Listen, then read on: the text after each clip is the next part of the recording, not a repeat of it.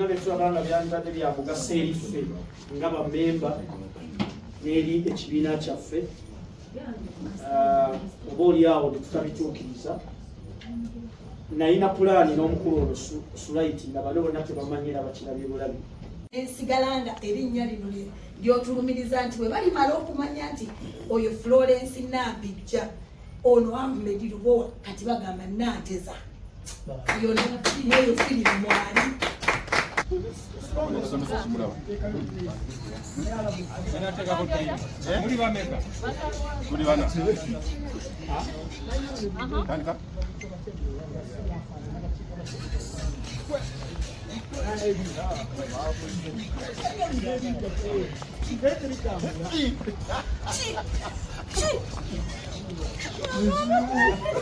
Nimere mala. Amere chinawe. Nimere betu mala fenna.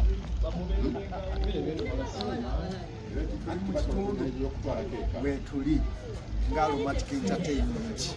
Shew. Fenna watu sedda omukolo kugenda kutandika sawa yonna. Nenga tuwirayo ne savage tebira birangi mmere kuba ya bizu kati ko manjagalo yogere avuli abantu mbera kije tulimo ngokozesa oluzungu you're using English, you're addressing the nation through English. Start off. Tulina kyongamba olina kungamba bya mikolo. CEO Aromatic Entertainment Sir Ahmed Lubowa Malik tugenda kukijula makulu. Yes, kijula makeke sawa wandisi wa filimu ko tugenda okucelebrating olwaleero aliye wala yangu wabo osubwe mikolo Nefe tuwaliye wala kasaka kama wanyanze kumukolo kwa Entertainment. Agenda kukamba ngabija safu birthday Lubowa.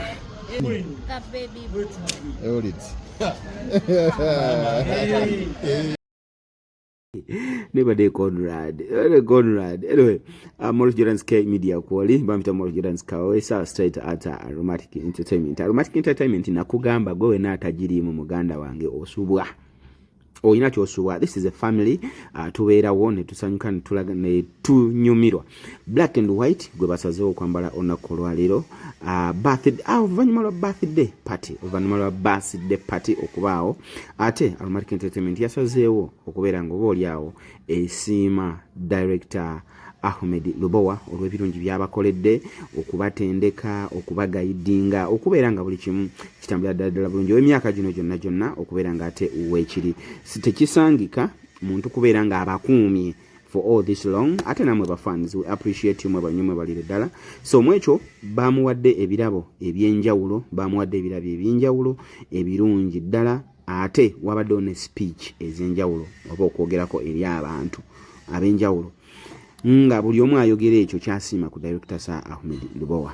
Katugendeyo tulabe, just enjoy the show. Thank you so much. Maurice Jordan's Kawesa straight at Aromatic Entertainment. Tugende mu show. Berako labe ebirabo byebamuwadde ulira speech wabula ezimu nokabya zikabya. Olwaleero yes sir. Katugende maaso ndaba ondaba tondaba. Embeera ya kusanyuka CEO Sir Ahmed Lubowa. Sir Ahmed Lubowa. Yeah. Oh, respect. Shikamo. Sawa Kristo. omulonde kibye parish Onoonya ttaka nyumba ya kugula oba oyagala kugobera ku byapa byo. Brand Pro Property Services ku MT Building mu maaso ga Mugulu Empire Zana bano beesowoddeyo kugonjoolera ensonga ezo. Obukugu n'obwesimbu bye bikulembera ku Brand Pro Property Services Limited abasangibwa ku MT Building mu maaso ga Mugulu Empire Zana. Tebakomye ku kuteekerateekera ggwanga nga bayita mu kisaawe kya Real Estate. Kinajjukirwa nti omwaka 2024 Brand Pro Property Services Limited yakiikirira Uganda mu summit y'aba Real Estate yateekebwateekebwa Dar es Salaam mu ggwanga lya Tanzania. Muno mwalimu okusala entotto okulaba buti eggwanga bulirina okuteekebwateekebwa munda mu bibuga ne mu masoso g'ebyalo okubituusa ku mutendera gw'ensi yonna. Ensonga ezogeza abangi obwama ensangi zino eza Airbnb, Brand Pro Property Services bazikutteka nabwala. Mu buufu buno omwana omuwala atwalibwa mu nnyumba erimu buli kalonda yenna n'alowooza nti yabba baabuwe ng'ali mu kipangisa ekiggwako mu nnaku 3. Osobeddwa ng'oyagala kugobera ku letters of administration, oyagala kukupuntira ttaka lyo kiyite land surveying, weekwate Brand Pro Property Services Limited ku MT Building mu maaso ga Muguluma Empire Zana. Sisinkana Brand Pro Property Services Limited mu nkola eya tekinologiya ng'oyita ku nnamba z'essimu eziwandiikiddwa wansi awo. Kati nkulaze ente y'abato gyetunudde nti n'ebinyonyonto gye bigenda okugwa, ate n'olekerera entujjozi n'entoli nga mafulungu.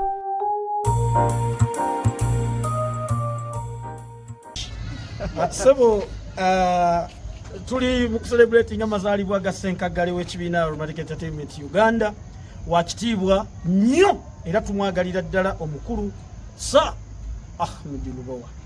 Olwaleero lwe yazaalibwa, era yazaalibwa kadde ka lwaggulu nga bwe kati, talinga bano balumya bamaama baabwe be bakeera ne bazaala ne babakwasa mu binane. Omwana gwe nakeera enkya n'enzaala yazaalibwa lwaggulu ssaawa bwe ziti. That's why omulaba ali humble. Tukwagala nnyo Sir, Katonda akuwangaaze, akuume paka ku myaka 10 ng'oyiyize eggwanga. Respect. Wow, that is Yiga Conrad Peter. Oyongudde wano komu ku ba legend ba Aromatic Entertainment atowozeeko Sebo. Bwali obudde bwe buti ng'ebisabiruma maama we. Ne bamutwala mu ddwaliro ne bamuzaala nga bazadde emmunyenye ya Uganda mu firimu, nga bazadde emmunyenye ya Africa mu firimu, nga bazanye Nantamegwa mu firimu. Maama we teyakimanya kyagenda kuba, naye nga Katonda yamala okumanya nti kati ono jenza tutaddemu mpologoma ya industry ya film. Sir Ahmed Lubowa, Maliki, Baby Boy, CEO Aromatic Entertainment. Era ba Savage. Mulabe Savage. Banai. Namu bikoze mulabe Savage. Wow, mwami Sola Mulimira mixinge mukoku mama wano. Amanya. Amanya. Mama Nakanabi. Mama w'abaana ba Aromatic. Mama w'abaana ba Aromatic. Kyo kituufu. Olwaleero tuli wano tulinze olunaku olw'essanyu nga tulinze okwaniriza dayirekita waffe omulungi Sir Ahmed Lubowa. Zaali essaawa bwe ziti, maama omukadde amutuzaalira ng'ali kunywa ekibya eky'emmumbu ekisembayo, era olwamala okukinywa n'alyoka agamba nti omwana wuuyo ku ssaawa bwe ziti ng'agudde ali kuleeba wali n'amuwa ensi ng'asambagala n'aga nti wuuyo agenda abaweereze, bannanga aweereze ensi. Mulabe Savage. Savage eyokya. Weewaawo oyo maama Nakanabi mixingemuko omwami wano w'essuuti Sebo we bali kunyuma. Amiina Sebo. Amanya. Lukoma Lawrence ogatteko n'atawetwa atawetwa. So we bali kuba olunaku olulaba otya luno? Olunaku lulungi nnyo era nze ndi musanyu mpitirivu. Kasita ntegedde nti Mr. Ahmed Lubowa ali mu birthday olwaleero luno era nsitukiddewo kubanga oyo situula.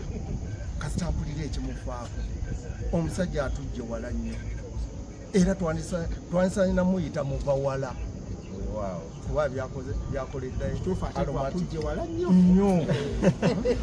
Kafune maama ono maama nyo amanya oyo gwajewa zanyi wa Aromatic wala kubanga CEO omwayo bugambo ki? Bannange tumwagala nnyo Nzani wano kubanga atujje wala. Nzani nali manyiddwa naye kati manyiddwa ensi yonna, naye mwagaliza amazaalibwa amalungi. Tweyanza nnyo ye bwetyo bwe twambadde Kasagga Jessentongo legendary. So we bali kuba muzanyi mulungi. Enteekateeka eno ogiraba otya era ogyogerako ki? Sebo. Oyo ye Kasagga Jessentongo wa bigambo bitono nnyo asinga kuba ku bikolwa. Is a director ate nga muzanyi ng'ate alright.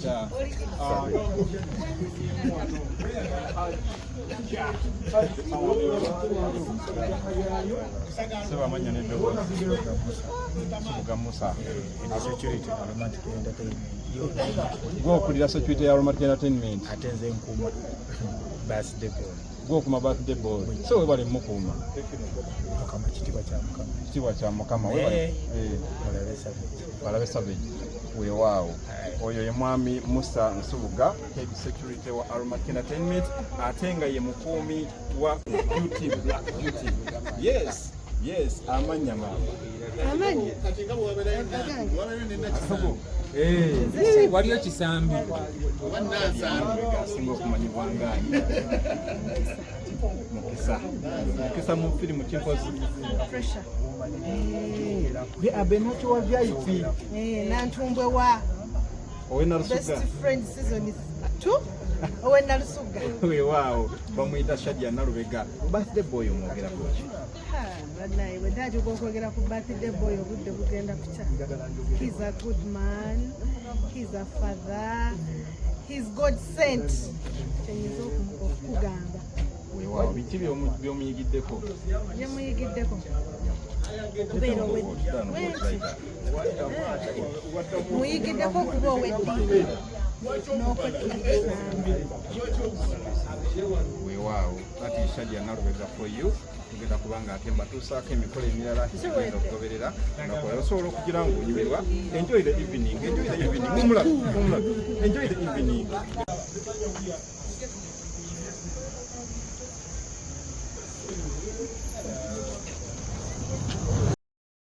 nga bwomanyi nga mutegekera omuntu kati emotoka eno yabadde etuuka baadde bamanyi director yatuuse oba twadde tumanyi director yatuuse kumbe si yeye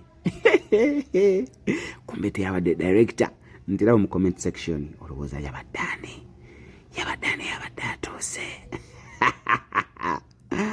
teyabadde director naye nga ebiseera ebyo byonna tubikola kubeera nga tulaba nti netusanyusa mukama waffe tumusanyusa twabadde tumanyi motoka yeye twagenze ntwagulawo genda okulaba ngaalinga atali yeye tumulinda tulinde omukulu afulume tulabe mukulu woyo kati no munaye omuntu ajja goba tolina kyomanyi neba n'ebintu bya surprise binyuma do your surprise nga kumwagalwawo ne Morris Jordan Sky Media aka surprise nga bokalaba tulinze omukulu afulume jukira gobeere no tolina kyomanyi kumbe bali mu kutegekera ebyakabi kati soko ogenda mu comment section ombuulira olowooza yani yabadde atuuse fego twade tulowoozeza nti wa director yatuuse Morris Jordan Skaweza straight at Aromatic Entertainment nakugamba eno family eya Aromatic Entertainment gwe wenna neba naye nga Aromatic we wantu woobeera n'owulira emirembe n'owulira ng'oli mukkakkamu n'owulira ng'oli waka n'owulira nga everything you feel at home abantu ba Abu Dhabi mbatumiddeko nnyo mwena Dubai, Qatar, Abu Dhabi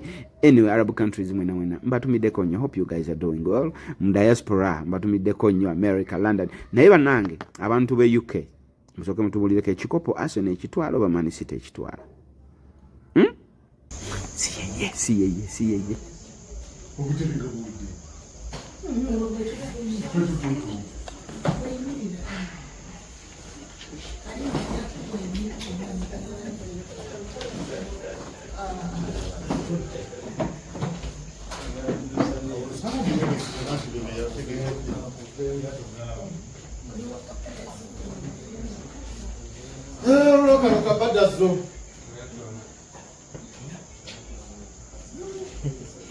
Morris Kevin.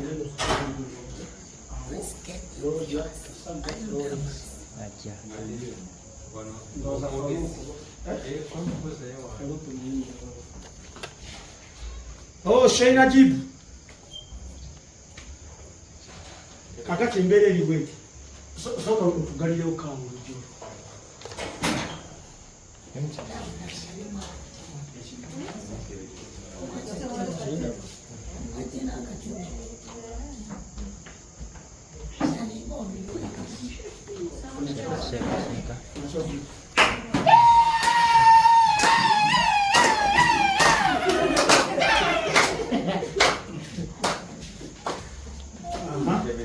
Musagala sagala na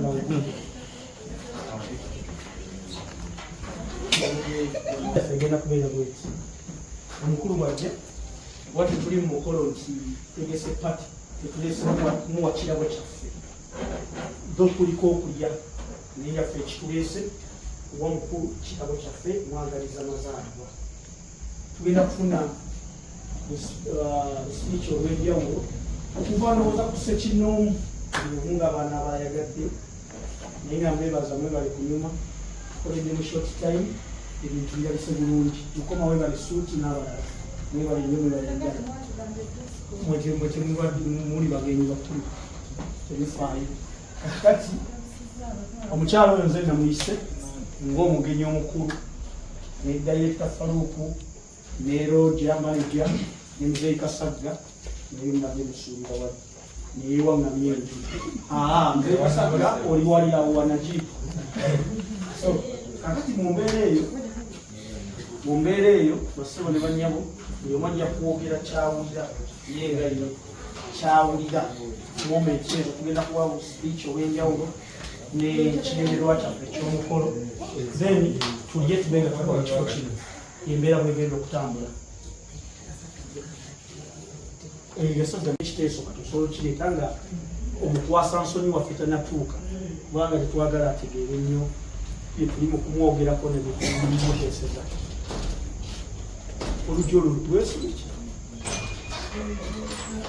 sebali banyabo nakulya akagaati kaffe nakusala keeke ya mukulu namukwasa kintu kye omukulu tetubadde tetunamuyingiza buyingiza naye wali ekifo motoka tugira byenge pakinga so zembeere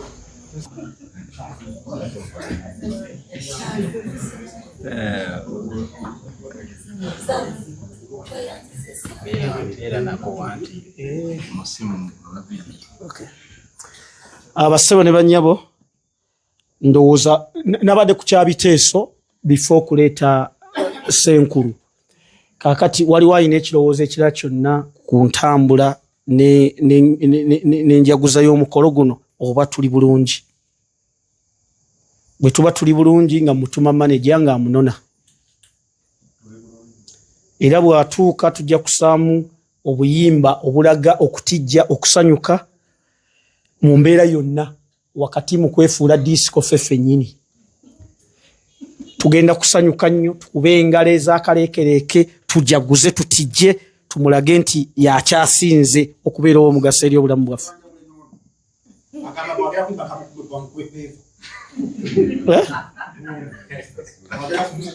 Javyo ojja kufuluma tetukutume n'omuzadde. So yembeere ye maama batugambye okuba engalo okuyimba naye mbadde nsaba obuyimba babutuyitiremu bagenda okateekawo. Obuyimba butambulira mu happy birthday gwe waffe toba gwe obuyimba obw'engeri ng'eyo bwe tugenda okutambuliramu.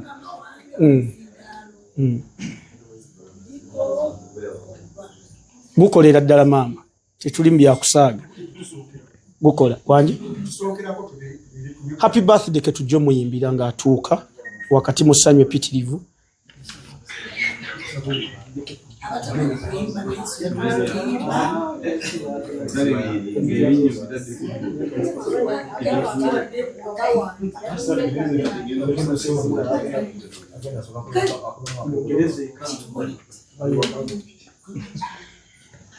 Okay, nja kusaba mu kaseera kano omukulu manager ogende otusembereza omugenyi waffe. Abaalazeewe emotoka njirabye ngeri.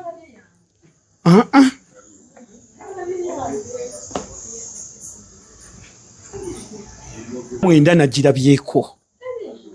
Mwenda ya nedda sebo. Eyo ya white. Ate otalabanga gwe. Kyogamba emotoka ya director teri mu parking obwedde.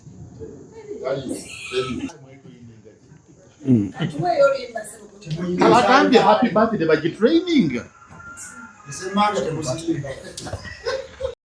Tuli awo omukulu n'atuuka tuba tuli awo omukulu n'atulaba engeri emmere etuga kati leero kuluno yeye kululi yabadde si yeye kuluno ateekwa kuba nga yeye yes katulabe oba yeye wayinza okuba nga aliwo omuzannyi wa Aromatic Entertainment agiddemu omulala katulabe manya Aromatic Entertainment bo baleeta emmotoka embi buli kaseera bavaayo omuzannyi n'aleeta emmotoka embi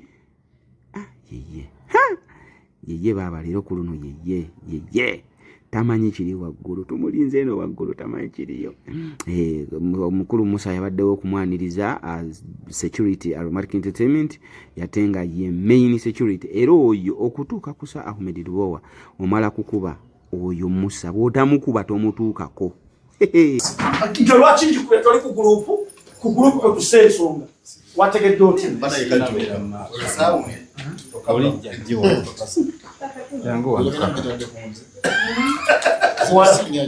awo wenkolera mirimu gyange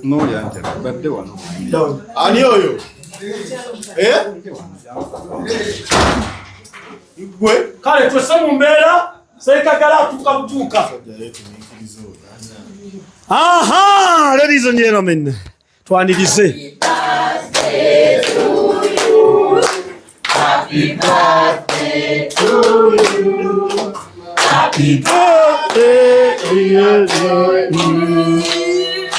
Happy birthday to you.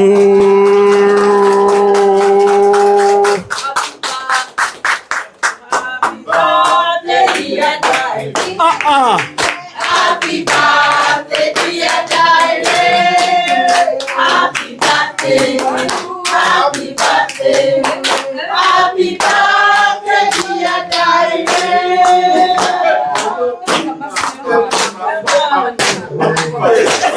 Okay. Kale tukubengaleza ekitiibwa kukula mirundi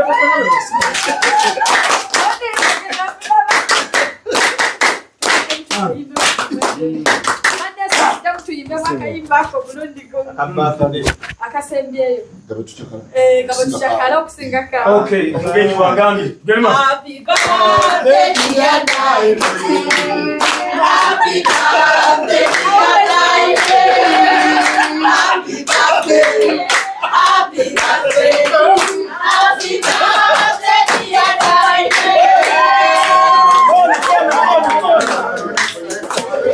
Tweyazanye tweyazeke basobole banyabo. Mukadde waffe ekifo kyo kiikiro ssebo ekitiibwa.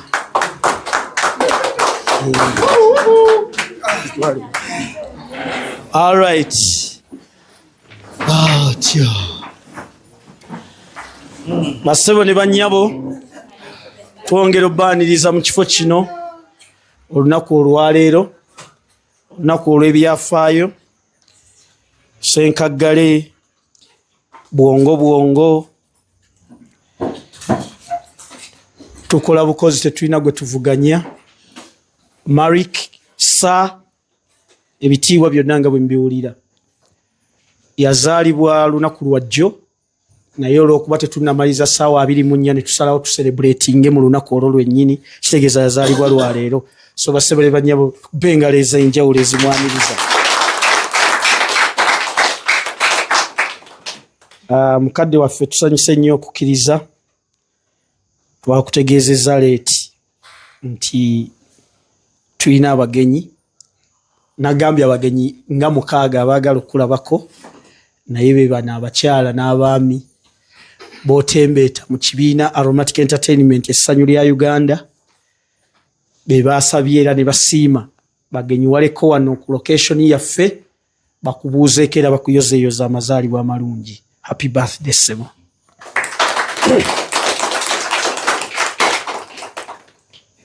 Tetwebaza abagenyi baffe ab'enjawulo abali obuuyi buno ababugiriza Mukama waffe, nabo nabategeezezzaako olunaku lumu ku 2 nti bajje babeewo okuli omukyala Florence Nampijja, omukulu Farouk Mutebi, omukulu Kasagga Jamiru Sentongo ne mukulu munnaffe Bukenya Muhammad. Era kyovula bo tebambadde ngaffe lwansonga nti bo nabayise buyisi nga bagenyi. Ate ne tusalawo twambale black and white kubanga tukkiriza mu Africa ate ensi mwe tukolera. So mwebale kunyirira, mwebale kubeera bwe mutyo mu maaso ga Mukama waffe. Mukadde waffe kyali kirowoozo this time ky'abantu nga 2-3 naye ne kiweebwa ne bano bonna ne bakibayinga. twagamba nti ebintu ebisinga ku nsi Katonda agezezaako waakiri bikuwa omuntu byayayanira ebyo bye tusobola okwegatta ne tu celebratinga naawe ne tugamba akati this time oluvannyuma lw'amaloboozi agamu banaye amazaalibwa tugenda ogeekanga nga gawedde tetwagala tukikole ng'ekibiina naye twakikoze ku late notice. That's why nti ng'ekibiina abamu tebasobodde olw'ebizibu bye bayitamu n'obuvunaanyizibwa bwe bayitamu nga bonaayongera okumanya naye twali tulina ekintu kye tutunuulira yalinze ne muzeeyi Sulait ne muzeeyi Kasagga twalinawo tutuddemu ne tugamba twetagayo kukola ekintu nga tucelebratinga mukama waffe ng'ekibiina kyonna ekyawamu. So ekirowoozo ekyo ne tukitwala ne twagala okissa mu nkola ate twagenza okissa mu nkola nga sekita emu ate naye yabadde n'enteekateeka already ezaali zitambula so oleme kuwulira butali bumativu nti kino kyekibiina kyo kyokka. Ekintu twakitadde mu kibiina naye nga olw'omukwano gwe tukulinako nga bammemba ng'abantu bootadde ku nsi twekanga nga twagenda oba oliawo kikola ate nga waliwo n'enteekateeka endala ezisuubirwa okukolerwa omwezi ogujja omwaka ogujja naddi. So kyova olaba nga sekita erabika bweti naye eno ya Aromatic Entertainment bano be bakyala n'abaami abakwagala ennyo era basanyufu nnyo okubeera nga bawungedde naawe olwaleero weebale kukkiriza nojja no celebratinga naffe wadde obadde tomanyi kiki gy'ojja obadde tomanyi kyogendako naye sebo tunyumiddwa nnyo era tuli basanyufu nnyo nga boolaba wano okucelebratinga naawe ow'ekitiibwa. Katonda akuwa omukisa.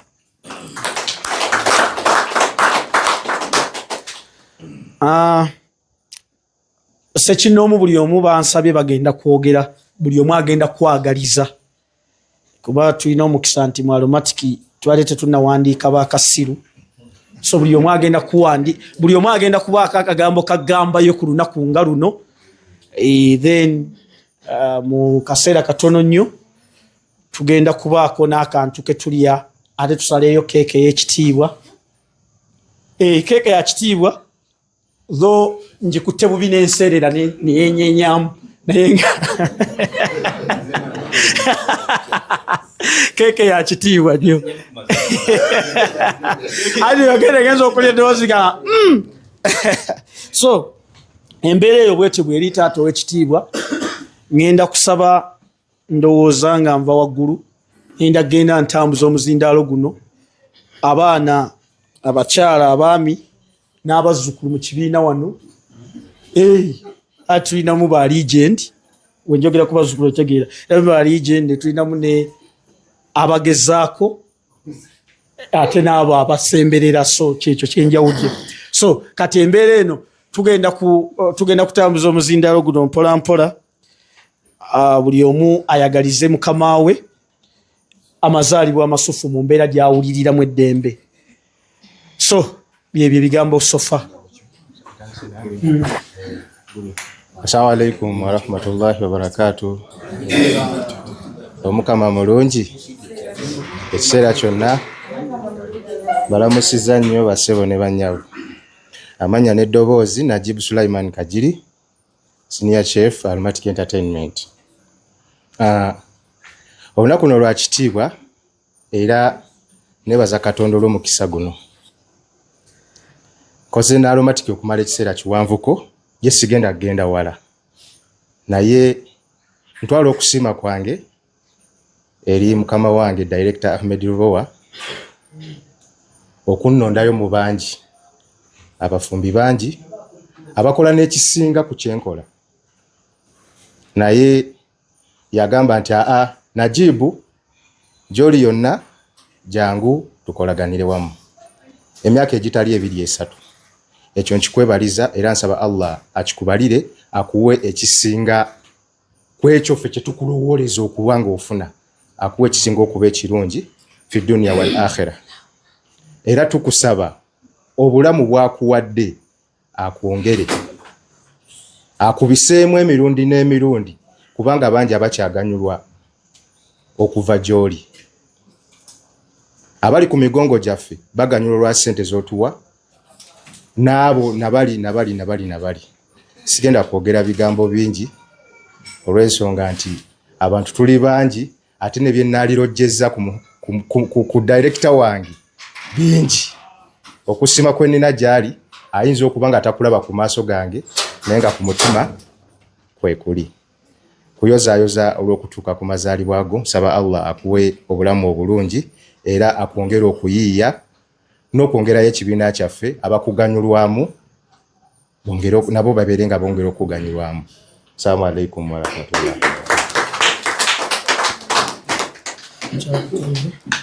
Unabuuza abantu emyaka Conrad. Wabuuza abantu emyaka.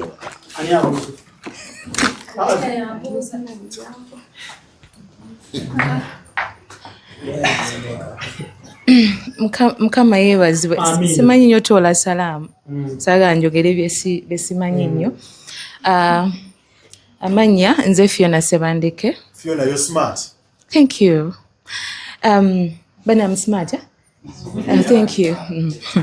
Okay, amanya nze Fiona Sebandeke. Ndi mpya gye muli. That's why I'm kind of nervous, eh? Ndi mpya gye muli naye ngenda kuba n'ebigambo bibiri bisatu. Mukama wange ngenda kuwagaliza amazaalibwa amalungi. Webale kunzikiriza okujoininga ttiimu eno. Yeah, I'm so grateful. Era nsanyusa okuba nammwe olunaku olwaleero. Faces ez'enjawulo okuzisinkana. Happy birthday, director.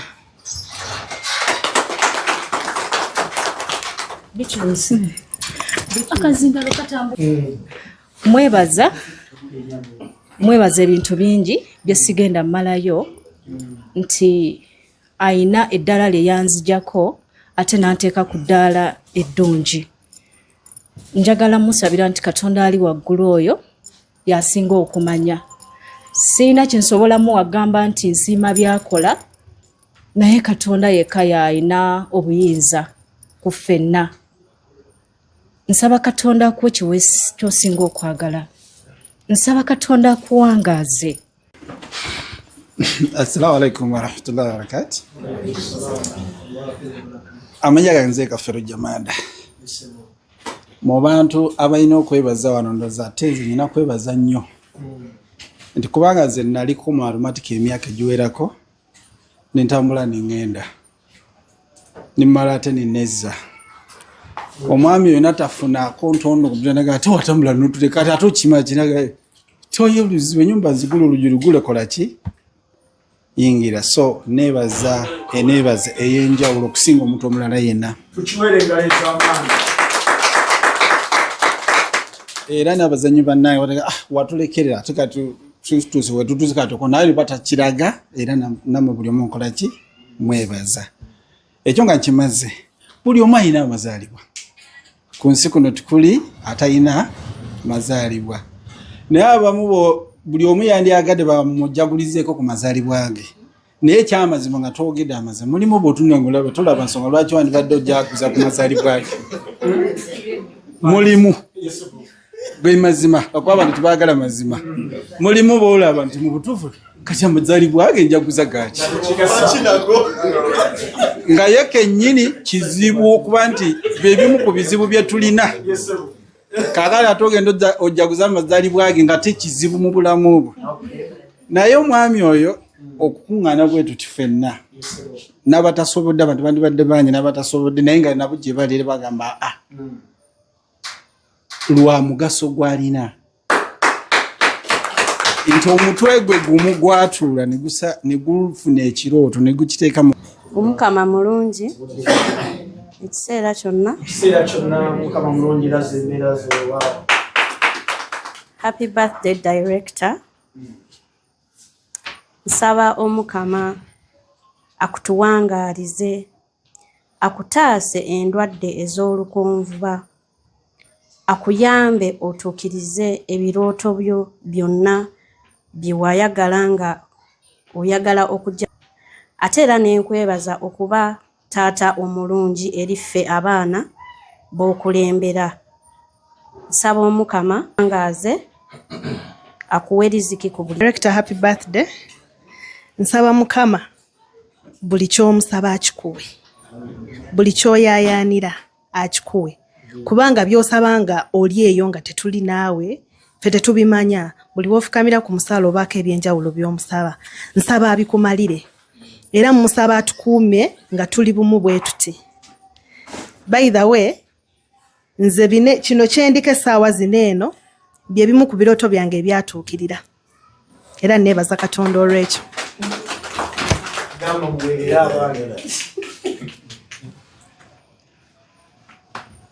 Bamemba mbalamusiza mu linnya lya Yesu, mu linnya lya Katonda omulamu. Director, happy birthday. Amina. Banaye nsanyuse nnyo okuba nti tuli wano nammwe wamu. Akazindalo era kyovala sibitegeera. Simanyi tegereka. Director, happy birthday. Banaye nsanyuse nnyo okuba nze ngenda nembeera ku mukutu era eyaleeta ekiteeso kino. Mwebale nnyo mwebalire ddala. Nobeera ku mukutu n'olabanga bajaguza abalomatiki bakoze happy birthday ya director nenga mmwe temwabitegedde nako. Nenga musosola myaka musosola basita nti bemukolagana nabo mubadde mukolaganira omwawo. Kati ke mukoze obulungi ne mugana naffe mutandise okututeeka mu kintu. Mwebale nnyo mwebalire ddala. Director tweyanzeege byonna by'otukolera otulezenga abaana ababo kuba okuba owumbawumba era genda bwotyo Mukama akuwangaaze akumpeera omukisa ogutalina buyinike. Happy birthday. Kampere addako omukyala tusirike tuwulize omukyala oyo. Happy birthday, Mr. Lubowa. Good. Hii speech ntwandike yetegese. Yes. Good evening, everyone. Good evening, Mama. Today we are not just celebrating the birthday. We are celebrating a man who means so much to all of us. Mr. Lubowa, you are kind, caring, loving to us. You are not only a boss, you are a father, a mentor, and everyone who stays down to earth, no matter what. What I admire most is the way you handle every situation. Yes. You stay calm, listen, and always know the right step to take. You don't just tell us what to do. You guide us, you put us and you protect us, and you give us room to grow. Yeah. Because of you coming to work feels like being part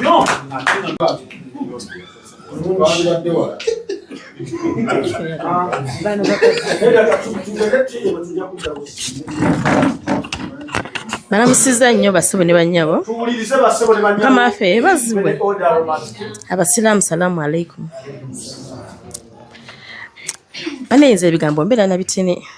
Naye neebaza nnyo director olw'okutukulembera obulungi, okubeera omuzadde omulungi afaayo ku baana. Nze director nkwebaza olunaku nayimbira mu kamera bannange nali ntya. Ne bannaye waŋŋumya n'onzikakkanya ebyaddala.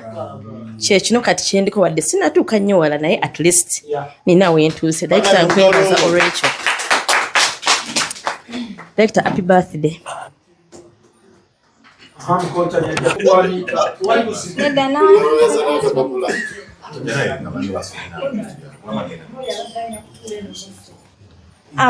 called Jazira Nachija Katshabe. Today is a special day as we celebrate the life of our CEO, Mr. Lubowa, the beacon of Ugandan movie industry. You cannot talk about acting in Uganda without talking about Mr. Lubowa.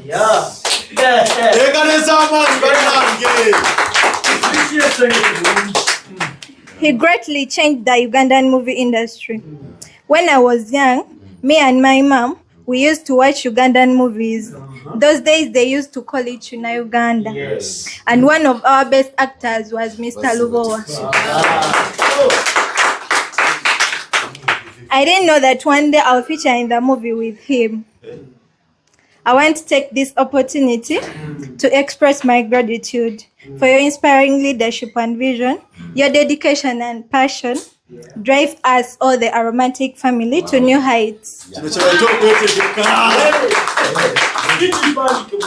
May this year bring you continued success, joy, memorable moments, and conquering of the Ugandan movie industry. May Allah protect you for us and give you good health. Ataina kapafula kasuka.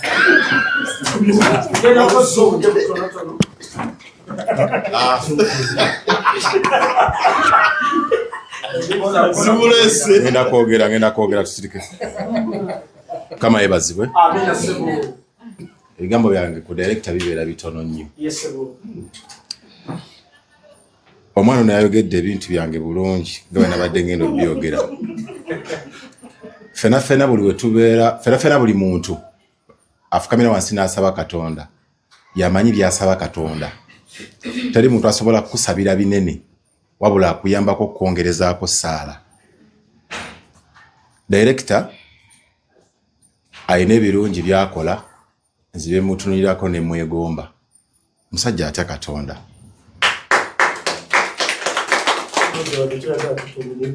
Musajja mukozi ali hard working.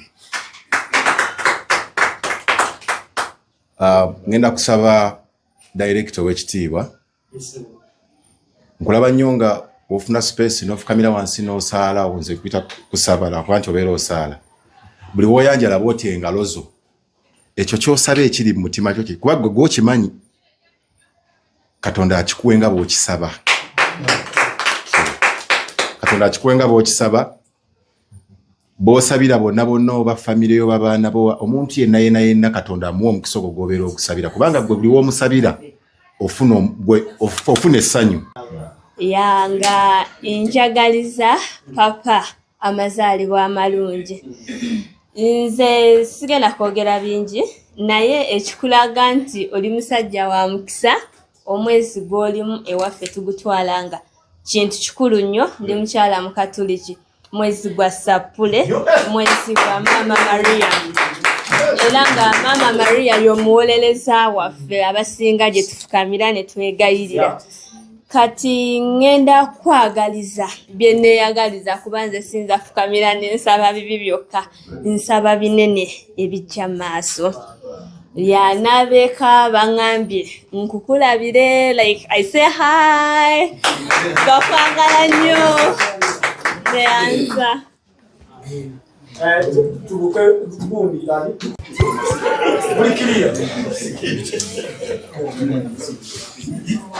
Mbalamusiza mwenna mwebale kujja, mwebale kuweesa mukolo kitiibwa. Happy birthday director omulungi. Birthday.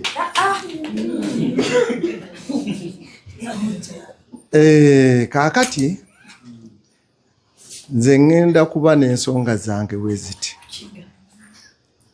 Oba oliawo ziyinza okuba nga za nnaku. Kubanga dayirekita nze nkwebaza endeeta gye wandeetamu mu kibiina yali yanjawulo nnyo. Laba ti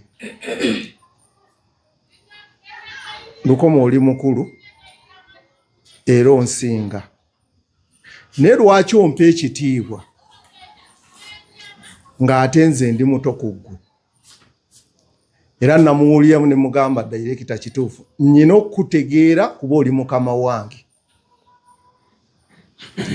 Naye n'akinzemu n'aŋŋamba nti nange bwe nzigyewuwo ku mulimo gwo nkutya. Ate nze mbeera wansiiwo. Ekintu ekyo ne kimpa ekyokutegeera nti ddala olina okuwa mukama we ekitiibwa. Bw'oba tokimuwadde era ky'ova olaba ng'abamu balemereddwa. Naye nze nsobodde okubeerawo ng'ate siri mu ki? Naye okuyita taata lwaki wanzigye wala taata abantu batamanyi ate ulira oli kagamba bangi abaali batamanyi naye kakati ntuula n'abalangira mmwe mbayita abalangira bannaye bazanyi bannange nzaani ani yali ammanyi abatisiyampanise eyo waffe sirina bingi nnyo byankwogera ebigambo byange biba mukama wange nkuyozayeza okutuuka ku mazaalibwa neesiimye okubeera nga ndi omu ku famire yange era ndi musanyufu nnyo nsaba katonda akunsanyusize era akumpeera emmeeme ebyo kyeyayaanira omukulu wa jaketi eya bulaaka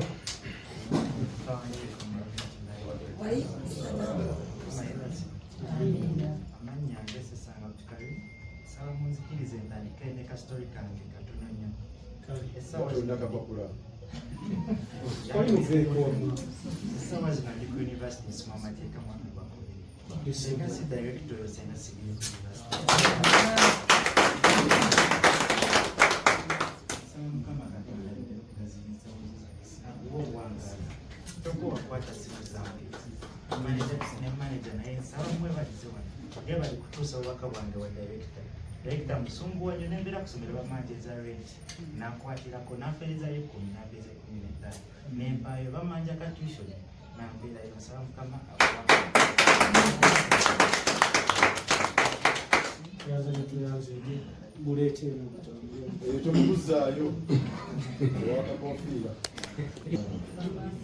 ntwala omukisa guno okwebaza katonda olwa ennaku zonna nemwebaza olw'olunaku olwayiro olw'amazaalibwa olw'enjawulo.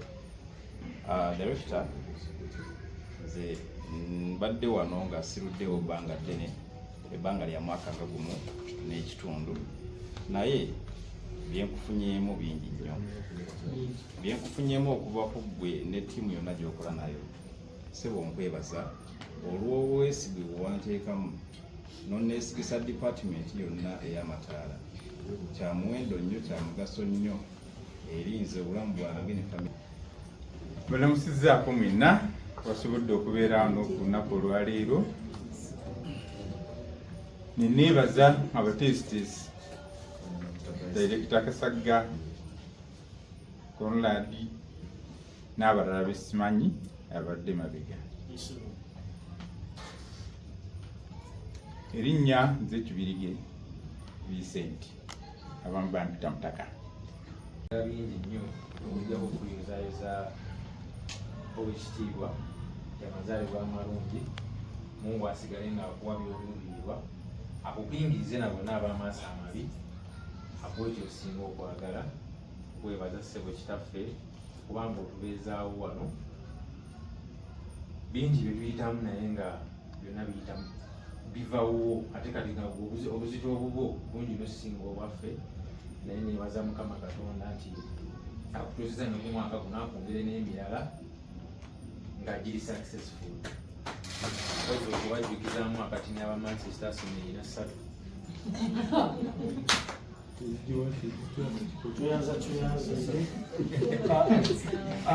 omukulu akulira ebya security mu kibiina kino naye kaabeeko byayogera.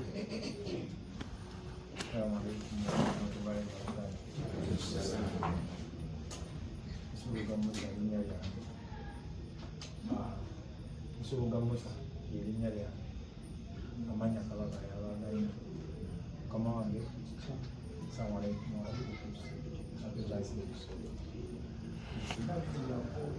oyo kuba tuyinza okuziya netukeesa netuziyakwagaliza tubeera mumotoka nteba mumotoka nebaza Katonda okutuusa ku mazaalibwa ag'omwaka guno era nsaba ngenda kwogera ku bigambo bitono. Ekisooka bakiyita experience.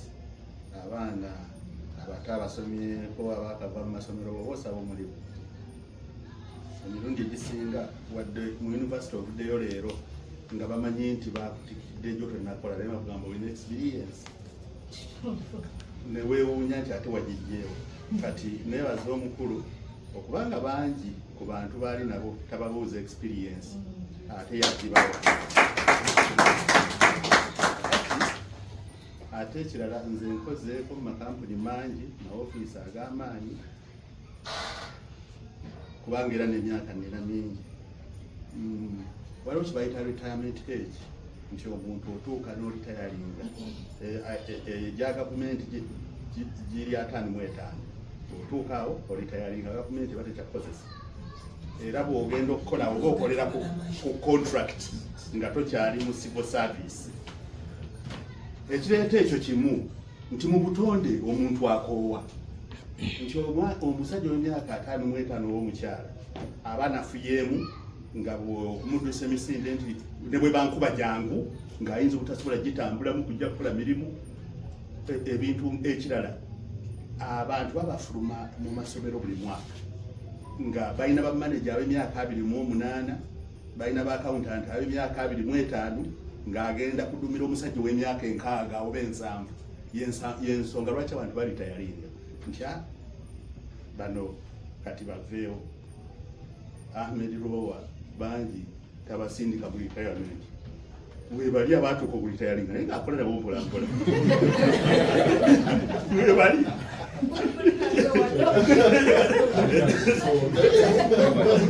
ekyo nayo kikulu kyengenda okusembyayo singa omuntu aze nambuuza nti mu Uganda mulimu firimu industry ekola firimu mugamba nti ye. Bwambuuza nti ginnyonnyole mugamba nti firimu industry ya Uganda Ahmed Lubowa. Ate omuntu bw'ava eri omulala bw'ava eri nambuuza nti nawulidde erinnya lye bayita Ahmed Lubowa omumanyi mugamba nti ye. Bw'angamba nti yaani mugamba nti ye firimu industry ya Uganda seba mazaalibwa amalungi.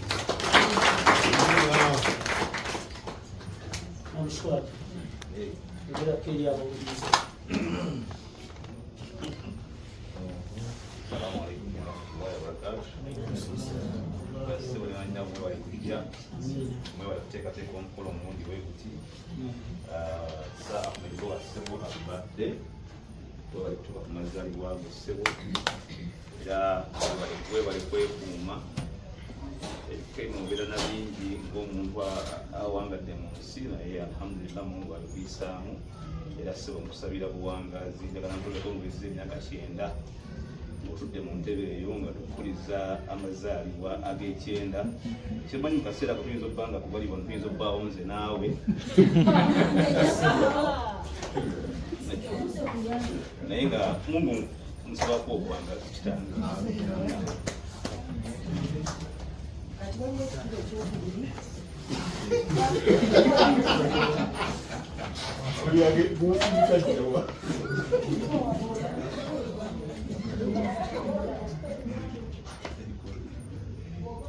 Good evening, ladies and gentlemen.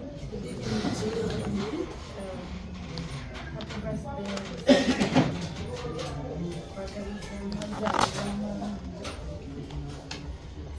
Nze sirina bingi byakugamba byonna bikugambe mwaka ku mwaka. Just nyongera kukusabira Allah akuwa obulamu bulungi taliimu ndwadde yongere ebyokulya yongere ssente na buli kyonna kyoyayanira kyotasobola ffe tugamba awudde essaaga zo. Okwagala nnyo. Happy birthday. Assalamu alaikum warahmatullahi wabarakatuh. Twebaza Katonda yatusobozeseza okutujja mu mazaalibwa gali agasooka ag'omwaka oguwedde okutuuka olunaku olwaleero ssebo batukujagulizaako. Happy birthday. Tusaba Allah abeere nga akutufumbira. Nze nga nze Bugenya Muhammad omukulu simubanja sikola ki simubanja kuba luli emabega twajja batuyaayaana nga tugamba nange naffe banatutegeerako ekitegede bano bajjamala ebatulisiivinga bandi bamukulu Faruku nga tukyali awo nga tulina kintu n'ekimu kye tumanyi naye omukulu watusobodde okutukwatako kati olwaleero at least bw'otambula ate n'amanya ge tukoze mu aromatic tugafuniddeko ebirungi bingi nnyo n'olwekyo omukulu ssebo neeyama ne bw'okeera enkya n'ofunamu gundi n'oŋŋamba nti kati sigenda kukusasula naye njagala ozanye nze nja kuzanya wonjagalira wonna nja kubaawo nzizaako okwebaza abazanyi bannange tulwanyira ekintu kino mwebala okubeera nga buli kimu ekibaawo tusobola okubeera batukwatira wamu ate n'okunyirira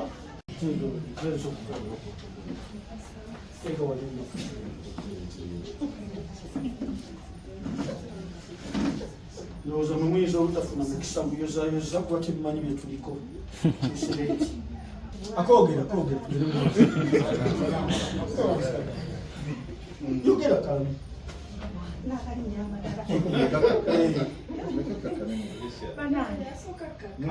muyigiriza keera yogera kyasiya ayogere nsanyusa okubasanga mwenna bannange bamemba bannange nenjezayeza mukama waffe okutuuka kunnamu luno ennaku bulungi nnyo nze omukyalo yeyakwogera era twali ku mazaalibwa gamukamavu basimanyike mugeneetabyeko tuli bubiri Florence bwe yali yakola sipiiki yagamba nti mukama wange sigenda kuwandiika tonsuubira okudirectinga wabula ndi muzannyi buli wonneetaagira wendi nekikwata nze mukama wange buli wonneetaagira wendi siri muwandiisi sigenda kudirectinga wabula wendi akalala akantambulira mu mutwe edda mabega ensigala nga erinnya lino lyotulumiriza nti we balimala okumanya nti oyo Florence Nabijja ono Ahmed Lubowa kati bagamba Nanteza yoneyo firimu mwali ekyo kikwebaliza era nalwana nnyo nakyo kibeere kyanyingira mu mutwe kati mukama wange kubanja kuzannya esiringa abalamuzi kubanja zekyakubanja okuzannya akalala kenkubanjayo kamu saba kunnyingisa kunnyinga ngendedde mu aromatiki nga sigenze nga nyinza okuba nyina obusobozi obugirinnye wano wendi naye nsaba nkirinnye nga ngenze nga muzanyi wa aromatiki ogirire mu linnya lya Yesu oba ngenze Kalangala naye nga nninnya ennyonyi oba Dubai naye nga ntambudde mu linnya erya aromatiki naye tawebale ebirungi byotutaddeko amayembe gotumezezza emabega eno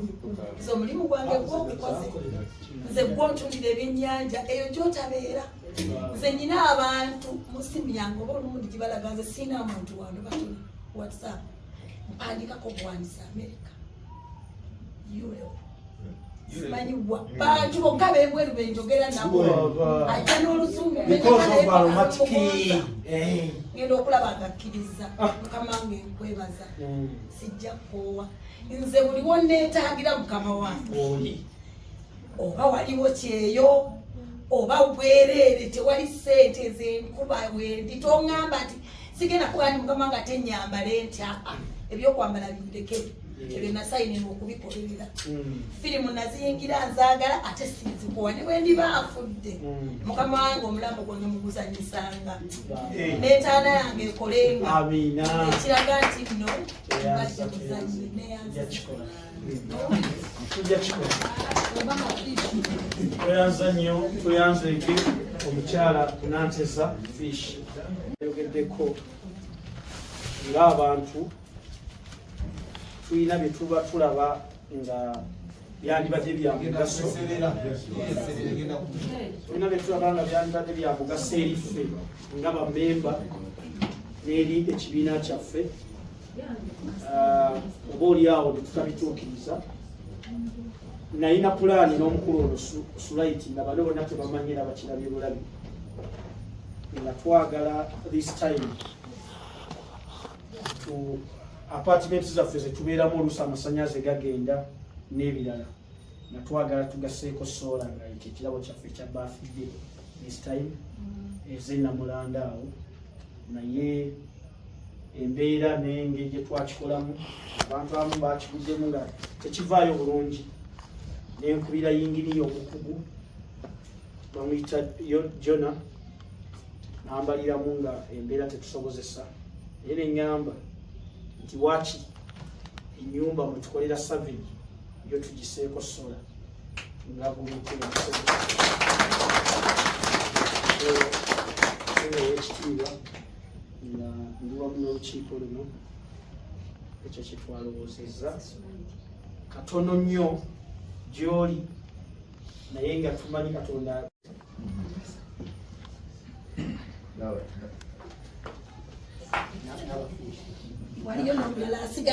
era ekirala ekikirimu ssebo obuvunaanyizibwa bwaffe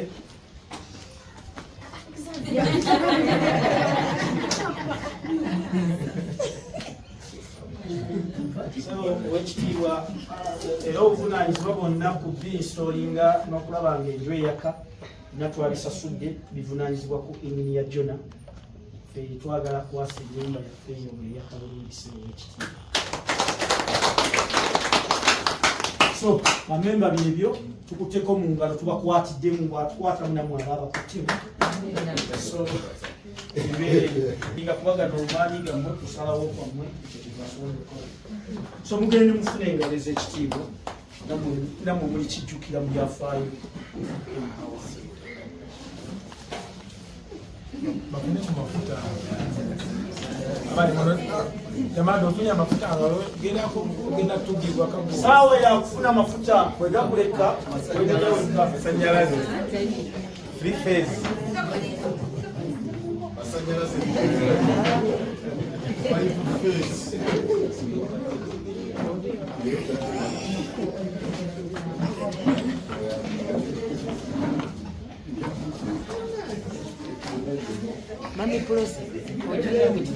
All right, members, order.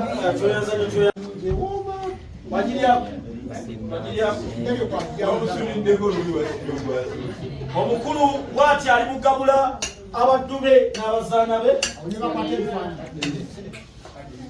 Omukulu bw'ati ali mugabula ba members aba Aromatic Entertainment. Mukama yeebazibwa atusobozesezza okutuuka ku lunaku luno. Mwebale kujja bassebe banyabo.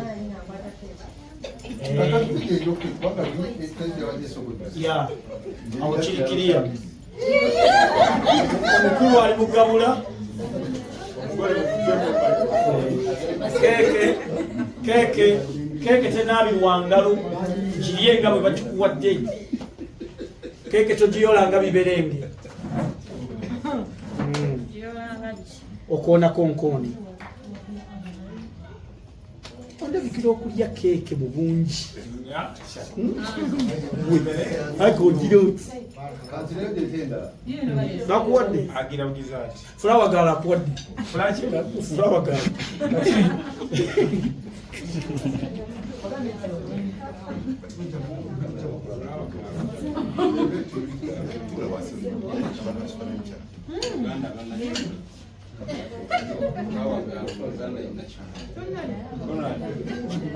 wangi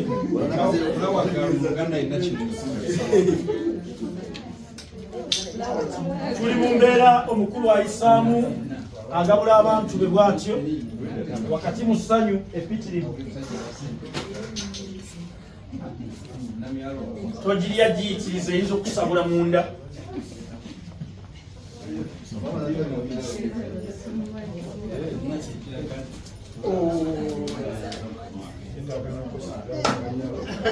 Fulawa gala mwongere nako.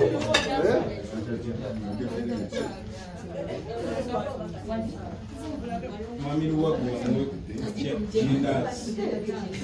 Chandaze chekyo. Omiga zimbaga. Bai tanka zimbaga. Chandaze chekyo ofinyi. Wow. Omulala maliriza oba ogikoze nawe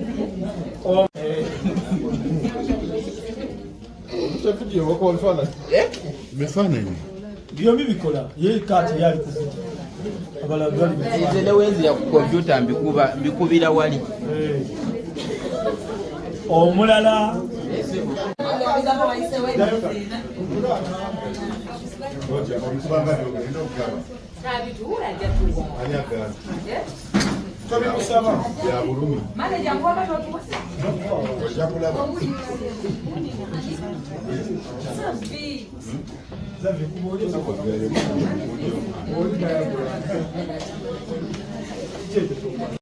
ebigambo okuva ewa mukadde waffe omala okubiwuliriza